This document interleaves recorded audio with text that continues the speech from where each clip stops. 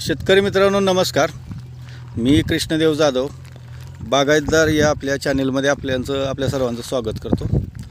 तर आज आपण सध्या बाटकी तालुका मान जिल्हा सातारा या गावी माझ्या स्वतःच्या बागेत आहोत. तर हा माझ्या बागेचा चौथा बहर आहे आणि सदर बाग जी आहे ही 6 वर्षाची बाग आहे.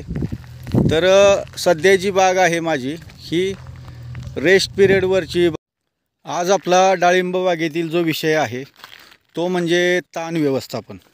मित्रांनो, आमचे गुरुवर्य श्री भागवतभाऊ पवार नेहमी म्हणतात की ज्या शेतकऱ्यांना डाळिंब बागेतील डाळिंबाचा ताण कळला त्यांना डाळिंब कळली, ज्यांना ताण नाही कळला त्याला डाळिंब आयुष्यात कधी कळणारच नाही. तर मित्रांनो, ताण व्यवस्थापन ही डाळिंब पिकामधील बहुवार्षिक पिकामधील अत्यंत महत्त्वाची गोष्ट आहे. ज्याप्रमाणे आपण उदाहरण जर द्यायचं म्हटलं तर ज्याप्रमाणे घाटामध्ये गाडी ज्याप्रमाणे आपण गिअरवर किंवा ब्रेकवर जशी कंट्रोल करतो तशी ही डाळिंब पीक जे आहे, डाळिंब जे पीक आहे त्याला ताण व्यवस्थापन जे आहे ते रेस्ट पिरियडमध्ये आपण त्याप्रमाणे संतुलित पद्धतीने कंट्रोल केलं पाहिजे.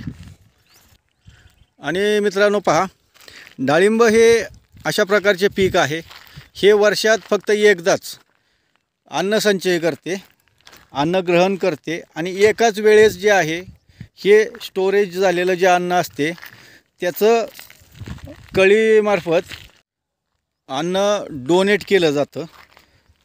तर आपण बऱ्याच शेतकऱ्यांच्या बागांमध्ये पाहू शकता की एकाच वेळेस ज्या ह्या 3 प्रक्रिया ज्या असतात त्या एकाच वेळेस आपल्याला पाहायला मिळतात शेतकरी मित्रांनो. तर काही झाडं तणावावर असतात, काही झाडं ताणावर असतात, काही झाडं रेस्टवर असतात, काही झाडं बहरमध्ये असतात. तर शेतकऱ्यांनी या डाळिंब शेतीचा बारीकपणे अभ्यास करून शास्त्रशुद्ध पद्धतीने आपल्याला नफा कसा होईल, जास्तीत जास्त उत्पादन खर्च कमी करून नफा कसा होईल या पद्धतीने थोडासा अभ्यास करून डाळिंब शेती करायला हवी.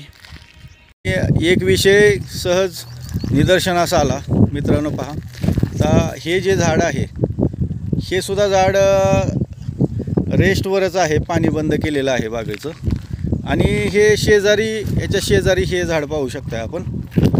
हे पूर्ण जे झाड आहे हे जास्त ताण बसलेलं आहे या झाडाला. बघा, ॲक्च्युली जमीन जी आहे खाली ही पूर्ण खडकाळ जमीन आहे. त्यामुळे हे एक झाड आणि हे एक झाड, तर ह्या झाडांना खाली जमीन वेगवेगळ्या प्रकारची असल्यामुळे हे झाड पहा, इकडची झाडं बघा थोडीशी हिरवीगार दिसत आहेत.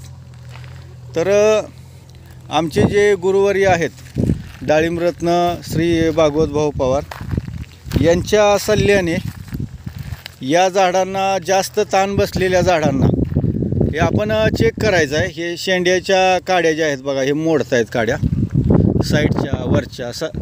सर्वात जास्त म्हणजे प्रॅक्टिस अशी आहे की ताण किती बसलेला आहे हे शेंड्यावरच्या ज्या रिफिलपेक्षा बारीक काड्या असतात ह्या मोडून पाहायच्या. तर ह्या झाडाला अतिरिक्त ताण बसलेला आहे.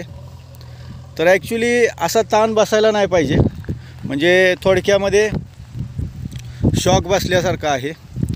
तर भागवतभाऊंनी सल्ला दिला की जी अशी झाडं आहेत, जास्त ताण बसलेला झाडं आहेत, त्यांना अतिरिक्त आपण वेगळ्या पद्धतीने या झाडांना 20-20 लिटर पाणी सोडलं पाहिजे. कारण जास्त ताण बसल्यानंतर ही जी झाडं आहेत ही शॉक लागून पूर्ण वाळू शकतात आणि सेटिंगमध्ये पुन्हा अडचण येते, सेटिंगसाठी खूप अडचण येते. तर सहज बागेमध्ये फेरफटका मारत असताना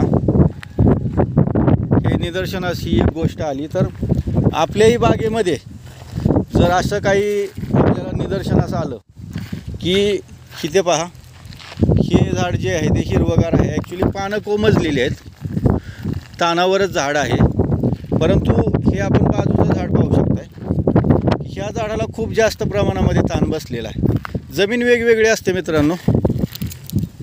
जमिनीच्या खाली जे लेयर्स असतात मातीचे, हे वेगवेगळ्या प्रकारचे लेयर्स असतात. ते आपण काय सहजासहजी वरून काय पाहू शकत नाही. तर ह्या झाडांना जे आहे ही पाण्याची गरज आहे. तर पहा मित्रांनो, असा बारीकपणा जो असतो बागेमध्ये, जो हा अभ्यास केला पाहिजे.